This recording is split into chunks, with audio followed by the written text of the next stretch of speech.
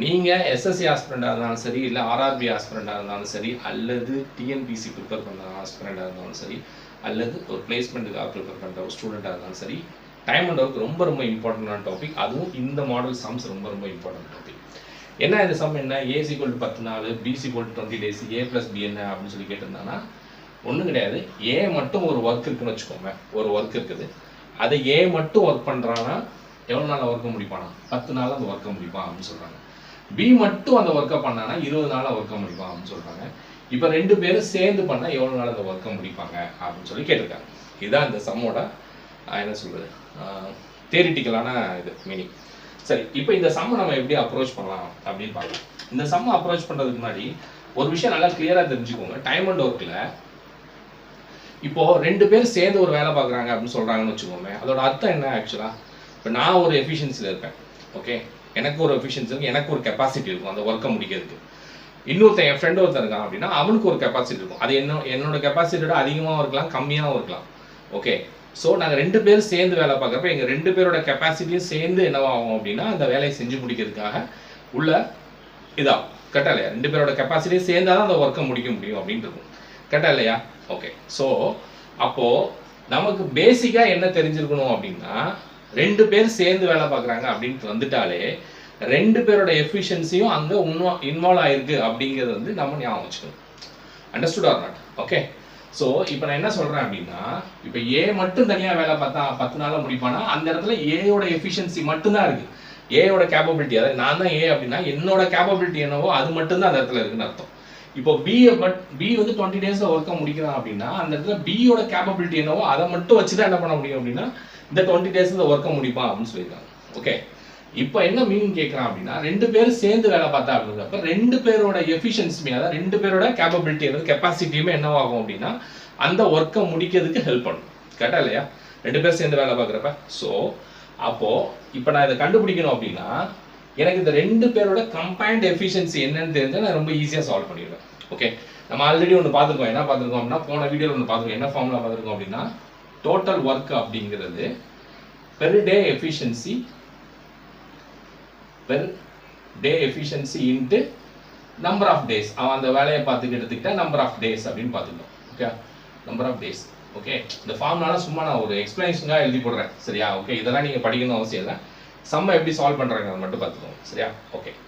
இப்போ எனக்கு என்ன வேணும் கண்டுபிடிக்கணும் அப்படின்னா எனக்கு ஏயோட இண்டிவிஜுவல் எஃபிஷியன்சி என்ன, பியோட இண்டிவிஜுவல் எஃபிஷியன்சி என்ன அப்படிங்கிறது தெரிஞ்சிருக்கணும். அது போக என்ன அப்படின்னா இவங்க மொத்தமாக என்ன வேலையை செய்ய போகிறாங்க அப்படிங்கிறது எனக்கு தெரிஞ்சிருக்கணும். ஸோ இப்போ எனக்கு டோட்டல் ஒர்க்கும் தெரிஞ்சாலும் அவங்களோட எஃபிஷியன்சி தெரிஞ்சுன்னா நான் ரொம்ப ஈஸியாக அந்த சம்மை சால்வ் பண்ணிடுவேன். ஓகே, அது எப்படி கண்டுபிடிக்கிறது அப்படின்னு பார்ப்போம். ஓகே. ஸோ ஃபஸ்ட்டு என்ன அப்படின்னா ஏ அவன் எவ்வளோ நாள் ஒர்க்க முடிக்கிறான் அப்படின்னா 10 நாளில் ஒர்க்க முடியும். அடுத்தது பி அவன் எவ்வளோ நாள் ஒர்க்க முடியும் அப்படின்னா 20 daysல ஒர்க்க முடியும். ஓகே, சரியா? இப்போ இந்த 2க்கும் எல்சிஎம் எடுக்கணும். இந்த 2க்கு நம்ம எல்சிஎம் எடுத்தேன் அப்படின்னா எனக்கு என்ன வந்திருக்கும் அப்படின்னா எல்சிஎம் 20 எல்சிஎம் எடுத்துக்கலாம். கரெக்டாக இல்லையா? ஓகே, 20 எல்சிஎம் எடுத்துக்கலாம். எல்சிஎம் எடுக்கிறது எப்படி அப்படின்னா இந்த சின்ன நம்பர் என்ன பண்ணுங்கன்னா டபுள் பண்ணுங்க. ஓகே, 10 என்ன பண்ணுங்க அப்படின்னா டபுள் பண்ணுங்க. அப்படின்னா என்ன வரும், 10 × 2 என்னது 20. ஓகேவா? இந்த 20 இந்த 20ஆல் டிவைட் ஆகணும்னு கேட்டால் ஆகும். ஓகே. ஸோ அப்போது எனக்கு எதுதான் எஃபிஷியன்சி, எது எல்சிஎம்மாக இருக்கும் பார்த்தீங்கன்னா இதுதான் எல்சிஎம். ஓகே, இந்த இடத்துல நான் எல்சிஎம் வச்சு ஒன்று கண்டுபிடிச்சிருக்கேன்ல, இதுதான் என்ன அப்படின்னா டோட்டல் ஒர்க் அப்படின்னு நான் கன்சிடர் பண்ணிக்கிறேன். இதுதான் என்ன அப்படின்னா டோட்டல் ஒர்க். ஓகே. ஸோ இந்த இடத்துல என்ன பண்ணிடுறேன் அப்படின்னா ரெண்டு பேரோட அவங்களுடைய மீன்ஸ் அவங்களோட நம்பர் ஆஃப் டேஸ் எடுத்துக்கிறேன். அது ஏ வந்து 10 நாளில் ஒர்க்க முடிப்பான், பி வந்து 20 daysல ஒர்க்க முடிப்பான்.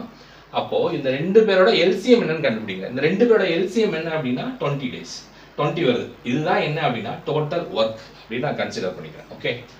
ஓகே, இப்போ அடுத்து என்ன பண்ண போகிறோன்னா இந்த 10 எதால் மல்டிப்ளை பண்ணால் 20 வரும் அப்படின்னு பார்க்குறேன். இந்த 10 எதால் மல்டிப்ளை பண்ணால் 20 வரும் அப்படின்னா 2ஆல் மல்டிப்ளை பண்ணால் 20 வரும்.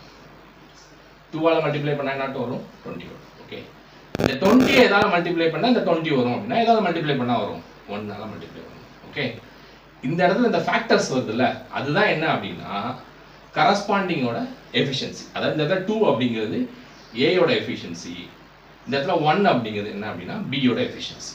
ஓகே, இந்த இடத்துல ஏ அப்படி இந்த இடத்துல 2ங்கிறது என்னது ஏயோட எஃபிஷியன்சி, இந்த இடத்துல பிங்கிறது என்னது இந்த இடத்துல பியோட எஃபிஷியன்சி என்னது 1, இந்த இடத்துல ஏயோட எஃபிஷியன்சி என்னது 2. டோட்டல் ஒர்க் எவ்வளவு 20. அப்போ இந்த 20 வேலையை தான் என்ன பண்ண போறாங்க அப்படின்னா 2 பேரும் சேர்ந்து வேலை பார்க்க போறாங்க அப்படின்னு. அப்ப 2 பேரும் சேர்ந்து வேலை பார்க்குறாங்க அப்படின்னா அப்ப அந்த இடத்துல என்னவாகும் அப்படின்னா 2 பேரோட எஃபிஷியன்சியுமே என்னவாகும், உள்ள ஒர்க் ஆகும். கரெக்டா இல்லையா? அப்ப டோட்டல் ஒர்க் என்னது 20 டிவைடட் பை எனக்கு என்ன வேணும்னா நம்பர் ஆஃப் டேஸ் வேணும்.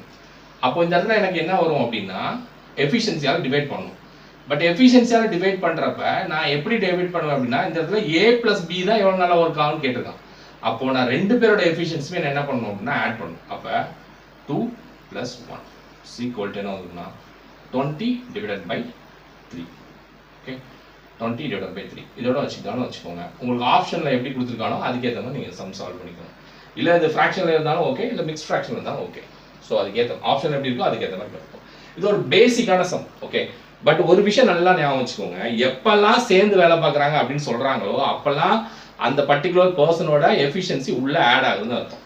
ஓகே, ஸோ எப்பெல்லாம் வெளியில போறான் அப்படின்னு சொல்றானோ அப்பெல்லாம் அந்த பர்டிகுலர் பர்சனோட எஃபிஷியன்சி என்னவாகுது அப்படின்னா ரிலீவ் ஆகுது அப்படின்னு அர்த்தம். ஓகே, இதை மட்டும் நல்லா ஞாபகம் வச்சுட்டீங்க அப்படின்னா டைம் அண்ட் ஒர்க்கில் இந்த எஃபிஷியன்சி பேஸ்ட் சம்ஸ் எல்லாமே ரொம்ப ஈஸியாக சால்வ் பண்ணலாம்.